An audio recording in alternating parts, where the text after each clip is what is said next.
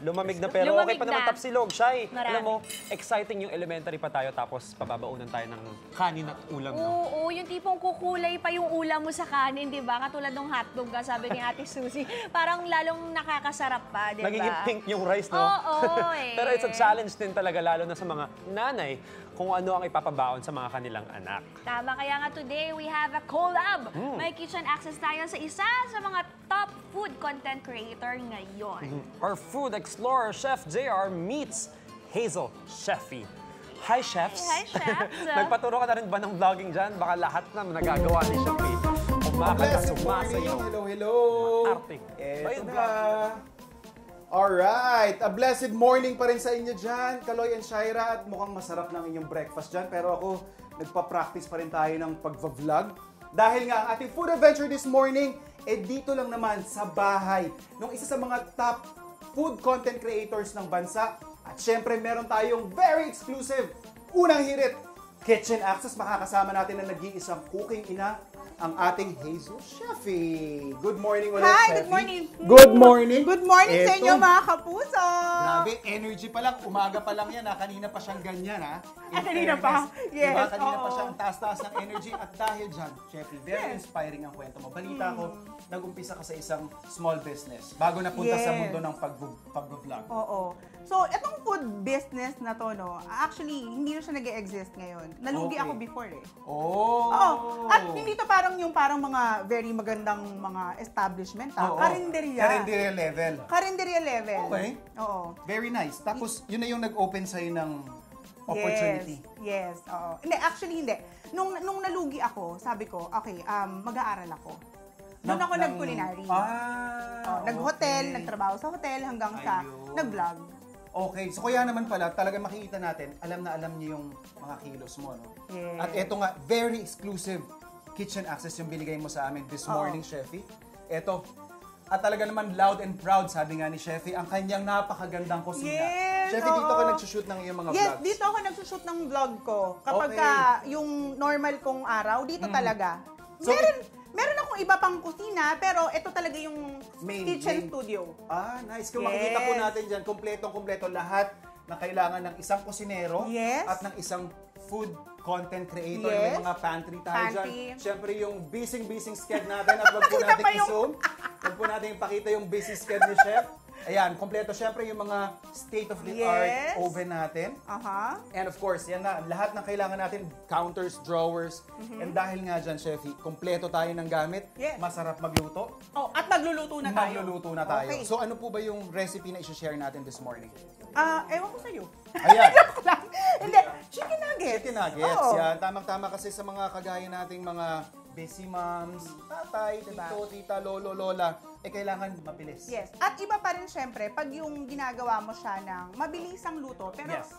sure mo health. Healthy, tapos ito, although mabibili natin to sa groceries. Yes. Pero iba pa rin talaga. Oo. Kasi So, hindi process eh. Totoo. So we have here the chicken minced or yung ground chicken natin. Actually, Giniling. giniling. Ang tawag ko na sa giniling. Okay. Actually, doon ako nakilala sa ganon. Ng mga, may sarili akong kitchen vocabulary or kitchen terms. So giniling. Okay. Yes. Yan, mga food explorers. May bago tayo natutunan ngayon. Imimix lang natin yung ating giniling And peppa. Peppa? British ako eh. Oo nga pala. Okay. Peppa. So, at this point, pwede pa natin itong lagyan ng kahit ano pang Yes. panimpla. Oo. Lagyan mo natin yan ng wangba. Wangba. Oo. Buwang? Ano ba yun? Bawang. Bawang. Sorry. Akala ko tinatawag mo Konti akong lang. bawang. Kasi para hindi siya Masyadong matapang. Oo, matapang at masunog. Alright. Yan. So yan, mimix lang natin to. Okay. And maganda kasi, ano yung pinakamagandang tip na maibibigay natin sa ating mga moms, dads, busy parents na gusto nga ng healthy? Diba? Baon tips. Unang-una, kailangan syempre kapag gagawa tayo ng mga baon, make sure na talagang healthy. Yes. Hindi siya lagi natin pinapakain yung mga anak natin o yung family natin mga process. Kasi, di ba, parang nilalagay natin sila lalo sa, alam mo yon, sa hindi magandang kalusugan. Yeah. So, pero, ganun pa man, kahit na ginagawa natin siya from scratch, yung madadali. Yes. Katulad nitong ginagawa natin. Ito, Diyos ko naman, oh. Actually, kahit pag wala silang giniling chef, ano Oo. pwede pa nilang gamitin? Pwe- Giniling, sorry. Pwede, yes, pwede silang gumamit ng giniling and at the same time, ito lang pinaka-tip ko, no? Kailangan yung hindi madaling mapanis. Oh, yes. Very important yan. Important yan, lalo na sa, sa pagbabaon. Okay. Hindi mo alam kung ano yung, temperatura ng Yung- place na Totoo ginagalawan yan. nila. Totoo So, kailangan yung mga niluluto natin safe sa panis. O kasi naman mahirap, mamaya, healthy nga yung pinakain mo, pero dahil hindi mo na-consider yung storage, Yes, storage. panis naman. Correct. Ayan. So, ibabrown lang natin yan. Ganun lang po kasimple yun, mga kapuso. Oo. Isang giniling, yung main ingredient natin. Correct. Ipa-fry natin. Oo. And ito na yung kalalabasan niya. Kanina tinry namin maglagay ng mga diba? etchos dyan ng mga letters. Ipapakita naman ni Chefy ngayon yung isang simpleng assembly ng mga baon natin. Oo. Ayan, So, syempre, dahil, kumbaga, meron na tayo naka-ready dito, syempre, kailangan, meron tayong baunan, di ba? Of course, na convenient pa rin sa mga bata, madali nilang mabubuhat. Aha. And then, syempre, kanin. Of course. Hindi naman tayo pwedeng kumain ng ulam ng walang kanin. Kailangan yan. Malungkot yan, Chefy. Eh, minsan, nakakalimutan ko yung kanin pag pinagbabaunan ko yung anak ko dati. Ay, nako. Pero I'm sure yan yung isa sa mga hindi nakakalimutang ibigay na tips si Chefy sa mga kanyang 2 million followers lang naman sa Huwag TikTok. kalimutan ang kanin. Diba? Huwag kakalimutan ang kanin. Ayan. Okay.